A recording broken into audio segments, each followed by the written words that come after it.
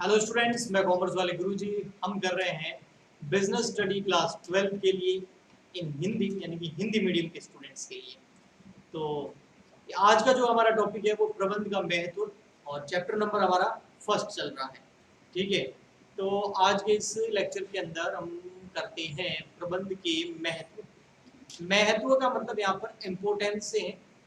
ठीक है, इम्पोर्टेंस है ना, यानी कि प्रबंध इतना हमारे लिए जरूरी क्यों, क्यों आवश्यक है ना।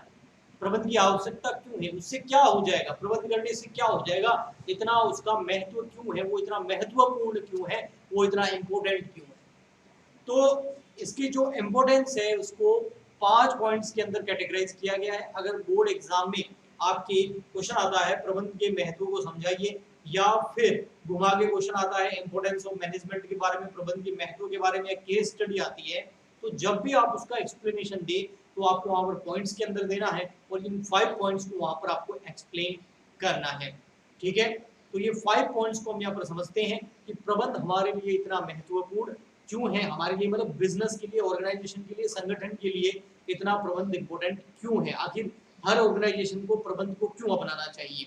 तो सबसे फर्स्ट आता है प्रबंध सामूहिक लक्ष्यों को प्राप्त करने में सहायक होता है। ठीक,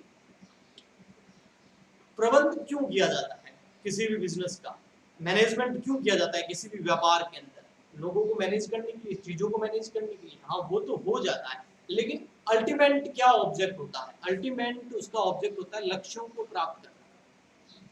तो प्रबंध क्यों किया जाता है, केवल प्रबंध ऐसे ही नहीं किया जाता है, प्रबंध का जो मेन प्रबंध को फॉलो करने का या प्रबंध को बिजनेस के अंदर लागू करने का जो मेन उद्देश्य होता है वो होता है भाई लक्ष्यों को प्राप्त करना। अब यहाँ पर लक्ष्य कौन से, लक्ष्य सामूहिक लक्ष्य। ठीक है, कौन से लक्ष्य बेटा, सामूहिक लक्ष्य। प्रबंध सामूहिक लक्ष्यों को प्राप्त करने में सहायक होता है। सामूहिक लक्ष्य का मतलब हो गया यहाँ पर संस्था के लक्ष्य, व्यापार के लक्ष्य, संगठन के लक्ष्य। किसी संगठन का उद्देश्य बहुत ज्यादा लाभ कमाना है तो वो सबका उद्देश्य होना चाहिए, जितने भी लोग उसमें काम करने हैं उन सबका सामूहिक उद्देश्य क्या है कि संस्था का जो मेन गोल है, मेन लक्ष्य है, उसको प्राप्त किया जाए।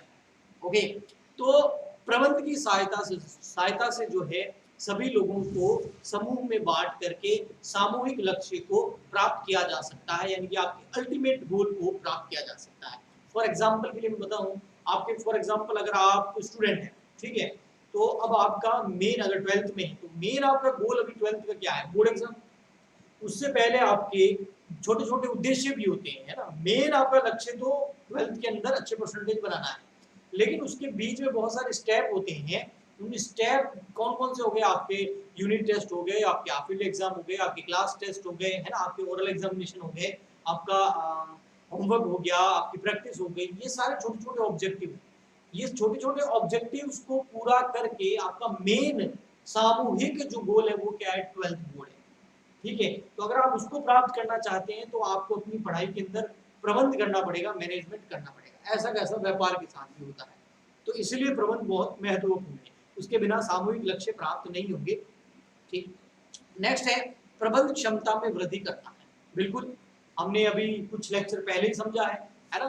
प्रभावपूर्ण और क्षमतावान, दो चीजें बताई थी ना, प्रभावपूर्ण और क्षमतावान, इंग्लिश में इफेक्टिवनेस एंड एफिशिएंसी।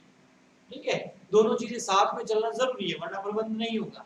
इसके ऊपर मैंने आपको काफी सारे एग्जाम्पल भी दिए थे ना, रामायण का राम और रावण का एग्जाम्पल दिया था, मैंने आपको खरगोश और कछुए का एग्जाम्पल दिया था, और भी कुछ एग्जाम्पल मैंने आपको सोनू सूद का एग्जाम्पल दिया था कि प्रभावपूर्णता चाहिए और क्षमतावान भी चाहिए, क्षमता भी चाहिए, यानी कि इफेक्टिवनेस और एफिशिएंसी दोनों चाहिए। तो आपको प्रबंध को अपनाना पड़ेगा, प्रबंध से आपकी एफिशिएंसी बढ़ जाती है ना। अब एफिशिएंसी किसे कहते हैं, एक बच्चा है वो एक चैप्टर याद कर रहा है, तो ये मान लेते हैं फर्स्ट चैप्टर ये प्रबंध के महत्व को लर्न कर रहा है कि मेरे को एग्जाम में कैसे प्रेजेंटेशन करना है। एक स्टूडेंट है जो उसको 4 घंटे में जाके याद कर पाता है और एक आधे घंटे में याद कर पाता है। तो एफिशिएंसी किसकी ज्यादा है, जो वृद्धि होती है ना, प्रबंध की क्षमता जो है वो किसमें ज्यादा है, क्षमता किसमें ज्यादा है, तो क्षमता है उसमें जिसने आधे घंटे के अंदर लर्न कर लिया। क्यों, क्योंकि उसका पूरा सिस्टम मैनेजमेंट है, वो सिर्फ चैप्टर सर ने पढ़ाया, उसके बाद उसने घर जाके रिवीजन करा, फिर उसने होमवर्क किया, फिर उसने उसको लर्न किया, फिर उसने टेस्ट में भी अच्छे नंबर लाया, फिर हाफ ईयरली में भी वो क्वेश्चन आया तो अच्छे नंबर लाया, तब जाके बोर्ड एग्जाम में उसको 10-15 मिनट आधे घंटे में देखते याद हो गया। ठीक है, तो प्रबंध अगर आप अपनी पढ़ाई के अंदर प्रबंध करोगे तो आपकी क्षमता बढ़ जाएगी, आपकी एफिशिएंसी बढ़ जाएगी। ऐसे कैसे किसी भी व्यापार के अंदर, किसी भी संगठन के अंदर जो है अगर प्रबंध किया जाता है तो लोगों की, संसाधनों की, दो तरह के संसाधन होते हैं, मानवीय और गैर मानवीय, है ना। तो उन दोनों संसाधनों की जो है क्षमता बढ़ जाती है, उनकी एफिशिएंसी बढ़ जाती है। ओके, इसलिए प्रबंध बहुत महत्वपूर्ण है। नेक्स्ट आता है प्रबंध गतिशील संगठन का निर्माण करता है। ठीक है, प्रबंध क्या करता है? गतिशील संगठन का निर्माण करता है। अब गतिशील संगठन कौन सा हो गया? गतिशील संगठन वो होता है जो स्पीड में व्यापार चल रहा होता है ना। दो तरह के बच्चे होते हैं, ठीक है, दो तरह के स्टूडेंट होते हैं। एक स्टूडेंट गतिशील होते हैं और एक स्टूडेंट गतिशील नहीं होते हैं। ठीक है, गतिशील स्टूडेंट कौन से होते हैं? गतिशील स्टूडेंट जो होते हैं अपनी पढ़ाई में लगे रहते हैं, जो क्वेश्चन उनसे हो गया ठीक, नहीं हुआ तो उसको करके रहते हैं, उसमें जो भी प्रॉब्लम आती है उसका सॉल्यूशन ढूंढ के रहते हैं, किसी भी हालत में किसी भी कीमत पर वो उस क्वेश्चन को छोड़ेंगे नहीं, वो गतिशील रहते हैं। चाहे उनके सामने कितनी चुनौतियां आ जाए, कितनी परिस्थितियां चेंज हो जाए, कितना मुश्किल समय आ जाए, वो अपनी पढ़ाई को कंटिन्यू करते हैं। ये गतिशील होते हैं।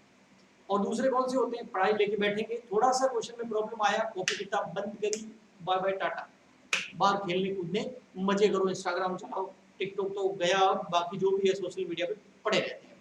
ओके, तो यहाँ पर ऐसे के वैसे व्यापार भी दो तरह के होते हैं, एक होते गतिशील, है ना, और एक होते गतिशील नहीं होते। गतिशील कौन से होते हैं कि सामने कितने भी चुनौतियां आ जाए, क्योंकि वातावरण चेंज होता रहता है, पर्यावरण चेंज होता रहता है, संगठन के अंदर और बाहर की दोनों स्थिति, आंतरिक और बाह्य दोनों वातावरण, पर्यावरण जो है आपका चेंज होता रहता है, जिसकी वजह से संगठन को कई चुनौतियों का सामना करना पड़ता है, कई परिवर्तनों का सामना करना पड़ता है।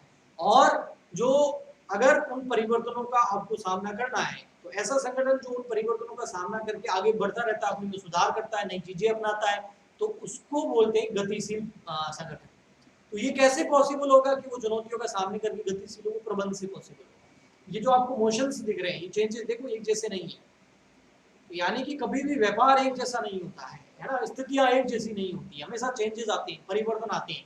जो उन परिवर्तनों को अपना के आगे बढ़ता है गतिशील व्यापार होता है और आगे जाके वो लाभ कमाता है। ठीक है, बट ये कैसे पॉसिबल है? ये प्रबंध से पॉसिबल है। बिना प्रबंध के कोई भी संगठन गतिशील नहीं बन सकता, इसीलिए प्रबंध बहुत महत्वपूर्ण है, क्योंकि वो गतिशील संगठन का निर्माण कर लेता है। अगर आप भी गतिशील होना चाहते हैं, हर हालत में रुकना नहीं चाहते, कैसी समस्या आ जाए, कैसी चुनौती आ जाए, कैसे परिवर्तन आ जाए, चाहे स्कूलें बंद हो जाए, ऑफलाइन कोचिंग बंद हो जाए, लेकिन आप अपनी पढ़ाई कंटिन्यू करना चाहते हैं, तो आप अपनी स्टडी के अंदर अपने आप में प्रबंध लेके आइए, मैनेजमेंट लेके आइए।